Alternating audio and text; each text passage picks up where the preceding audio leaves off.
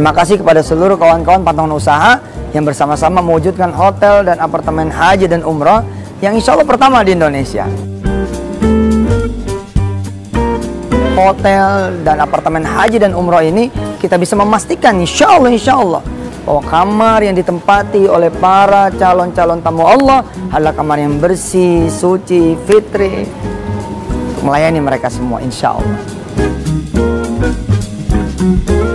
Lokasi hotel ini dekat sekali dengan bandara, kira-kira 5-10 menit. Pidana ya teman-teman, pencucian uang ke pidana. Nanti larinya nggak seperti itu teman-teman. Nanti justru bertanyakan, ini dianggap mengaburkan barang bukti. Ini lebih seperti itu kalau misalkan ternyata cuma diganti nama atau misalkan itu tapi nggak dikasih tahu. Nanti dianggap mengaburkan, nanti malah menambah berat daripada hukuman ya tergugat bukan apa ya, terpidana itu. Itu kalau misalkan terjadi gugatan pidana dan memang terbukti adanya pencucian uang di lingkaran itu ya teman-teman. Jadi jangan pernah berpikir bahwasanya ketika mengaburkan barang bukti itu akan mudah ketika berhadapan dengan pidana.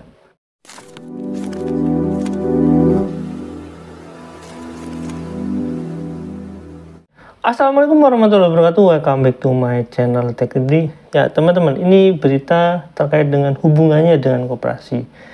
Karena apa? Jadi di histori satu kejadian hukum itu kalau misalkan adanya gugatan itu nggak lepas daripada histori. Ya itu memang ada dalam ya prakara hukum ya. Jadi gugatan itu nanti kalau di persidangan itu dipertanyakan historinya gimana. Kalau misalkan itu ada pembuktian yang memang terputus, biasanya hakim itu mempertanyakan atau semacam mencari cara bagaimana itu bisa terwujud dengan cara pembuktian terbalik. Oke teman-teman, mungkin omongan saya agak ribet ya, tapi intinya sederhana teman-teman. Nah ini berkaitan dengan patungan usaha dan mungkin patungan set saya nggak tahu ya persisnya seperti apa, karena yang paling pasti adalah patungan usaha. Teman-teman, dalam patungan usaha dan di video-video itu menjelaskan bahwasanya kan ada nih, dan bahkan di Antv ada bahwasanya patungan usaha itu berkaitan dengan hotel dan apartemen umroh dan haji yang namanya sekarang menjadi Hotel City. Itu udah jelas perkaranya, jelas sekali, bahkan di Mansur juga Kalau pertama di Indonesia.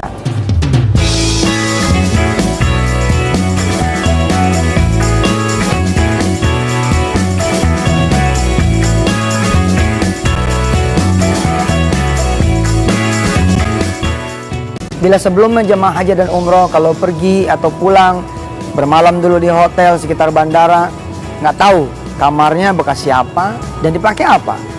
Insya Allah sejak kemudian kita sama-sama membangun atas izin Allah hotel dan apartemen haji dan umroh ini, kita bisa memastikan insya Allah bahwa kamar yang ditempati oleh para calon-calon tamu Allah adalah kamar yang bersih, suci, fitri untuk melayani mereka semua insya Allah. Sama-sama, berjamaah. Bagi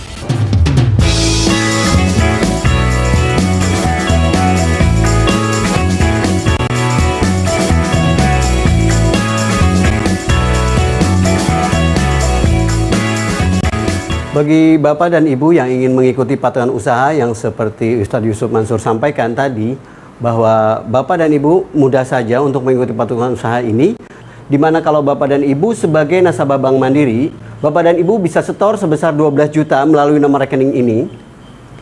Dan kalau ke BCA, Bapak Ibu juga bisa menyetor dengan memasukkan ke rekening yang ini, di mana nomor rekening-rekening tersebut semuanya atas nama Yusuf Mansur. Lokasi hotel ini dekat sekali dengan bandara, kira-kira 5-10 menit. Bahkan istimewanya, hotel dan apartemen ini begitu dekat dengan pesantren Darul Quran. Jemaah yang akan berangkat haji dan umroh, pergi atau pulangnya, kami bisa jemput dan antar untuk main-main dan singgah ke pesantren Tahfiz Darul Quran. Berdoa bersama anak-anak penghafal Al-Quran dan melihat mereka kemudian menghafal Al-Quran. Masya Allah, tambahan berkah tentunya.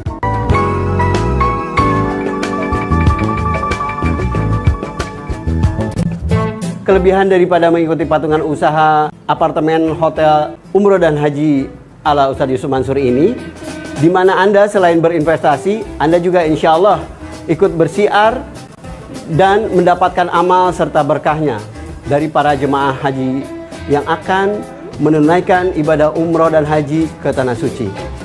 Kelebihan lainnya yang ada di dalam patungan usaha bersama Ustadz Yusuf Mansur, di mana indikasi bagi hasil daripada patungan usaha ini adalah sebesar 8%. Dan ini masih dimungkinkan untuk mendapatkan lebih kalau operasional hotel tersebut baik berjalannya.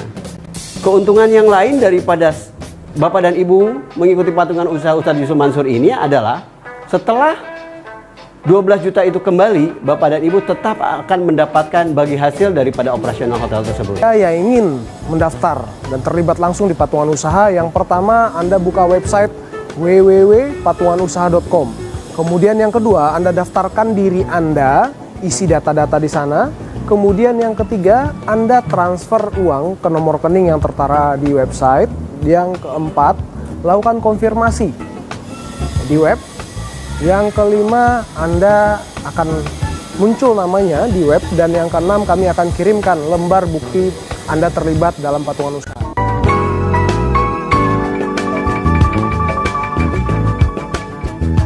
Apabila Bapak dan Ibu kurang friendly dengan internet, Bapak dan Ibu bisa menghubungi nomor telepon di bawah ini.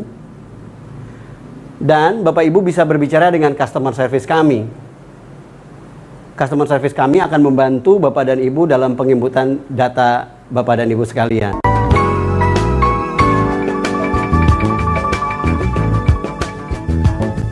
Kami tawarkan kepada saudara semua, ayo hotel dan apartemen haji dan umrah ini bisa dimiliki oleh perorangan atau oleh kelompok, komunitas, perumahan, perkantoran, majelis taklim, sekolah, kampus, madrasah, pesantren, atau masjid. Saya Yusuf Mansur dan segenap kawan-kawan di patungan usaha mengucapkan banyak terima kasih kepada saudara semua atas dukungan, support, dan doa saudara serta kesabaran saudara. Mudah-mudahan Allah meridhoi segala ikhtiar kita. Amin ya Allah ya Rabbal Alamin. Sampai ketemu di proyek patungan usaha berikutnya. Saya Yusuf Mansur. Wassalamualaikum warahmatullahi wabarakatuh. Tapi teman-teman, menurut saya ini menjadi berkaitan dengan putusan sidang patungan usaha yang kemarin itu ya dalam eksepsinya ya. Kenapa? Ketika saya coba cari data tersebut di Kemenkumham itu, bahwasanya nama dari PT Ines Arsindo itu sudah nggak muncul. Ada kemungkinan di mana PT Ines Arsindo itu kemungkinan ya teman-teman, kemungkinan itu sudah diganti menjadi lain atau sudah dijual atau mungkin mengganti nama aja dan diganti kepemilikannya dengan misalkan jual beli. Saya nggak tahu jual beli, kadang-kadang kan bisa palsu juga, cuma sekedar ya retorika aja lah. Ya terlepas daripada itu, yang jelas kalau misalkan itu udah dijual, seharusnya aset itu dibagikan ya secara merata kepada investor karena itu dana investor ya. Oke, teman-teman. Saya di sini mau menjelaskan eksepsi dari putusan yang kemarin itu biar teman-teman lebih memahami kenapa ini menjadi seperti ini. Oke, dalam eksepsi di sini menerima dan mengabulkan eksepsi tergugat satu untuk seluruhnya. Jadi tergugatnya kan Yusuf Mansur ya. Menyatakan gugatan para penggugat tidak dapat diterima. NO di sini tulisannya. Dalam pokok perkara menolak gugatan para penggugat untuk seluruhnya, setidak-tidaknya menyatakan gugatan para penggugat dan tidak dapat diterima. NO menghukum para penggugat untuk membayar seluruh biaya yang timbul dalam perkara ini. Oke, ini ada dua hal penting sih di sini. Dalam eksepsi satu, perbaikan gugatan para penggugat. Jadi ada perbaikan yang menurutnya dianggap ganjil ya. Yang kedua, gugatan salah pihak. Nah, di sini error en persona. Jadi salah orang itulah. Bahwa dalam gugatan para penggugat pada persita angka 1 dan 4 mengalihkan antara para penggugat dengan tergugat 2 di akhir bulan tahun 2012 dan awal tahun 2013 setelah disepakati secara lisan maupun tulisan para penggugat dengan tergugat 2 mengenai program investasi berupa uang patungan usaha, pendirian dan pengembangan hotel, apartemen, dan haji umroh, dan seterusnya. Dalam gugatan, para penggugat tidak merugikan dan menjelaskan hubungan hukum antara penggugat dengan tergugat 1 dan tergugat 2. Dengan ditariknya tergugat 1 dan tergugat 3 dijadikan sebagai tergugat adalah salah dan keliru. Oke, tergugat 1. Nanti saya sebutkan, tergugat 3-nya saya sebutkan ya teman-teman. Ini dianggap salah ya, tergugat 1 dan tergugat 3 dianggap salah. Makanya nanti saya jelaskan hubungannya dengan PT Inex Arshindo, teman-teman. Ini kan dianggap salah ya di sini ya. Sehingga gugatan para penggugat yang demikian mengandung cacat formil error in persona. Jadi dianggap cacat formil ya teman-teman. Bahwa penggugat dan gugatannya menyebutkan tergugat 3, tergugat 2 baik secara pribadi maupun direktur dari PT Inex adalah jelas salah dan keliru, di mana subjek hukum tergugat sebagai pribadi persona sebagai direksi dari suatu badan hukum jelas-jelas memiliki legalitas standing yang berbeda dan tidak bisa disamakan atau dicampur adukan satu sama lain, sehingga karena menyebut tergugat 2 yang demikian tersebut adalah penggugat jelas-jelas membuat gugatan penggugat menjadi error in persona. 3. Gugatan penggugat obscure libel. Jadi di bawah para penggugat tidak jelas dan kabur. Jadi dianggap kabur ya teman-teman. Oke, kita sekarang masuk, itu sebenarnya jelasan yang paling gampang ya gitu ya. Jadi kita masuk yang digugatnya. Jadi di sini ada 12 orang penggugat ya teman-teman. Di sana termasuk Bu Atika sama Bu Aan ya. Di sini gugatan 1 adalah PT Inex Arshindo. Gugatan 3 adalah Jody Brotosuseno. Oke teman-teman. Gugatan 1 PT Inex Arshindo, gugatan 3 Jody Brotosuseno yang dianggap ya error in persona itu ya jadi salah gugatan gitu.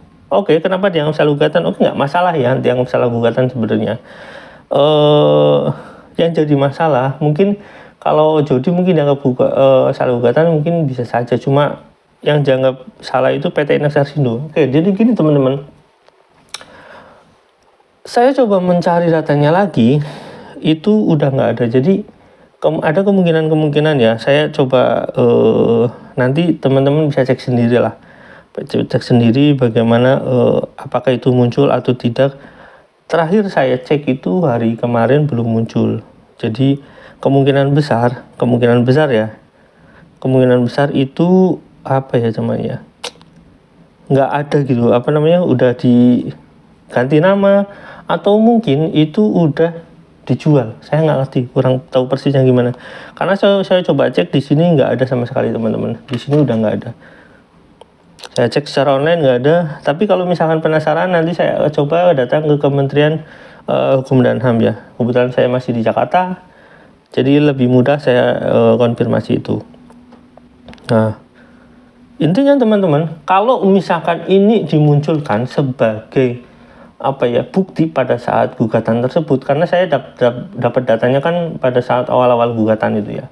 Saya coba cari data itu. Nah, ketika eksepsi itu dialih nama atau dijual atau bagaimana saya nggak tahu persisnya, sehingga itu sudah berganti. Jadi mungkin udah nggak ada, PT Inex Arshindo-nya pun udah nggak ada. Nah teman-teman, kita ketahui bahwasanya sebenarnya untuk melacak apakah itu PT Inex Arshindo atau enggak sih gampang, karena pemilik utama dari pemilik awal dari hotel itu kan sebenarnya sebenarnya itu mudah dicari dan saya juga kenal sebenarnya. Nah, teman-teman, saya coba cek Hotel City ya, teman-teman. Hotel City Tangerang. Di sini namanya bukan Hotel City, tapi di dalamnya masih Hotel City sih. Cuma nama dari map itu saya coba cari, namanya sudah hotel saja. Nah, teman-teman nanti bisa lihat di sini mungkin di samping gambarnya. Dari gambar di samping nanti namanya tinggal hotel saja, tapi alamatnya adalah sama. Ya, di sini perbedaannya cuma pada RT RW aja sebenarnya kalau kita lihat dari PT Inex Arshindo alamatnya. Teman-teman nanti bisa konfirmasi itu di awal-awal. Oke, jadi gini teman-teman. dalam hal kasus seperti ini, ketika ini karena kenapa bisa jadi seperti ini, karena nggak masuk pokok perkara, sehingga kenapa nggak masuk pokok perkara sehingga itu nggak bisa. Sebenarnya gampang kalau untuk melacak itu. Jadi kita bisa minta data ke Kemenkumham bahwasanya PT Inex Arsindo ini berubah nama menjadi apa, atau dihapuskan atau dijual beli kepada siapa. Sebenarnya gampang lah. Nah, untuk itu teman-teman, pembuktian terbalik itu perlu dibuktikan. Mereka misalkan eksepsinya bukan PT Inex Arsindo, ini gimana, ini gini-gini, itu nggak ada hubungannya dengan hotel itu. Oke, buktinya apa? Nggak ada buktinya, harusnya ada pembuktian terbalik kok. Nah, yang jadi masalah memang ada ya error in persona itu, judi yang nggak itu ya. Oke lah, terlepas daripada itu memang ada kaitannya dengan koperasi. Yang jadi masalah menurut saya memang perlu diperbaiki, ada yang kurang gugatan lah gitu, kurang penggugat. Kayak terlepas daripada yang teman-teman ketahui barusan, intinya adalah kalau memang ini dipersiapkan secara detail untuk menghadapi gugatan, misalnya kayak pergantian nama PT Inex Arsindo menjadi apa, atau misalkan PT Inex Arsindo dijual kepada PT apa, atau misalkan ada kadang-kadang tukar guling gitulah, intinya semacam itu. Jadi ya nggak tahu, terus kemudian diganti nama. Intinya kalau misalkan karena ini keperdataan yang sifatnya memang nggak ada sanksi hukum secara pidananya, ini kalau hukumannya pidana nggak ada, jadi kayak ya nggak masalah gitu. Tapi kalau misalkan nanti gugatan teman-teman ini masuk ke pencucian uang, ke pidana ya, teman-teman, pencucian uang ke pidana, nanti larinya nggak seperti itu teman-teman. Nanti justru bertanyakan, ini dianggap mengaburkan barang bukti. Ini lebih seperti itu kalau misalkan ternyata cuma diganti nama, atau misalkan itu tapi nggak dikasih tahu, nanti dianggap mengaburkan, nanti malah menambah berat daripada hukuman ya terpidana itu. Itu kalau misalkan terjadi gugatan pidana dan memang terbukti adanya pencucian uang di lingkaran itu ya teman-teman. Jadi jangan pernah berpikir bahwasanya ketika mengaburkan barang bukti itu akan mudah ketika berhadapan dengan pidana. Oke, sampai di sini teman-teman. Ini bukan ancaman, ini cuma pemberitahuan, pembelajaran. Jadi apapun cara yang dilakukan satu perusahaan atau satu entitas itu tetap kalau terkena undang-undang pencucian uang itu sangat sulit untuk dihindari. Oke, buktinya apa? Ya buktinya sekarang banyak sekali yang dikejar-kejar. Sampai di sini teman-teman, mudah-mudahan ini jadi pembelajaran. Jangan lupa like, subscribe, dan komen. Jangan lupa juga share. Wassalamualaikum warahmatullahi wabarakatuh. Bye.